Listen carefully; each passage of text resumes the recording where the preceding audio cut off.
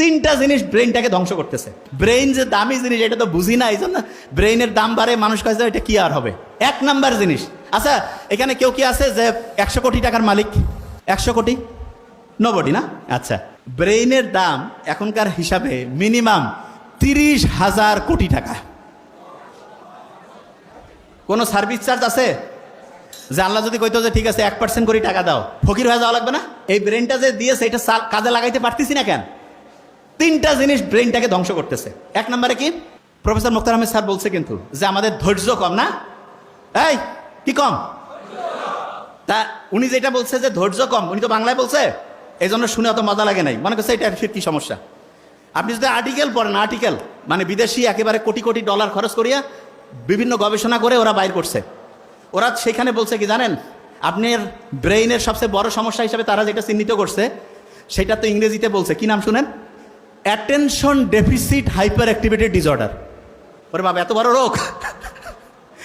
এইখানে যারা আছি হয়তোবা আল্লাহর মধ্যে এরা তো ইসলামী, এদের হয়তো বেশিরভাগ জনের ব্রেন ভালো আছে, তবে সারা দেশের যদি চিন্তা করি 80% মানে 10 জনে 8 জনের, আমার সাথে একটু বলতে হবে, অ্যাটেনশন ডেফিসিট হাইপার অ্যাক্টিভিটি ডিসঅর্ডার।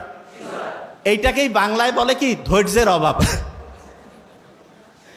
এবং আপনি যদি ডাক্তারের কাছে যান, যদি আপনার এটা লিখে দেয় ADHD, কবে যে আপনার বিশাল বড় সমস্যা। তো কি ব্যাপার, যা এটা ট্রিটমেন্ট আমাদের কাছে আছে। কি ট্রিটমেন্ট দিবে শুনেন? বলবে যে আপনি ঠিক রাতে এশার নামাজ যখন হবে তারপরে মোবাইল টোবাইলে দেখবেন না, ঘুমাবেন। ফজরে উঠবেন, উঠে আগে একটু চোখ বন্ধ করে থাকবেন, শুকরিয়া আদায় করবেন, তারপর একটু এক্সারসাইজ করবেন, সকালে একটু হাঁটাহাঁটি করে সূর্যের দিকে তাকাবেন, সারাদিন সহজে বেশি মোবাইল বের করবেন না, দুপুরের পরে একটু দেখতে পারেন, আর কোন সময় কি কাজ করবেন এটা ডায়েরি মেনটেন করে লিখে লিখে করবেন। ফি হচ্ছে কয়েক হাজার টাকা নিয়ে নিবে, বুঝেন নাই?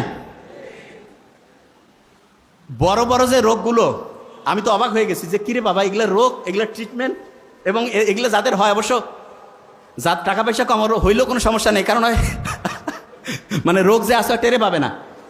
তা ওই বেশিরভাগ জন যারা আছে না, টাকা পয়সা প্রচুর, আমরা তো দেখি ওই যে তোমাদের নোবেল স্যার সারা দুনিয়া থেকে রুগী দেখতেছে আলহামদুলিল্লাহ, এবং ইন্ডিয়ায় মাদ্রাস চেন্নাইতে যে ভালো হচ্ছে না আলহামদুলিল্লাহ, কারণ খুব অথেন্টিক ইমানদারির সাথে রুগী দেখে, সে একটা পয়সা কোনোদিন 2 নাম্বারই করেন, এই জন্য অনেস্ট ডাক্তার, আল্লাহর রহমত আছে আলহামদুলিল্লাহ। এবং সে যেটা করছে আমি দেখছি, হিউজ মানসিক এই প্রবলেমের রুগীগুলো আছে।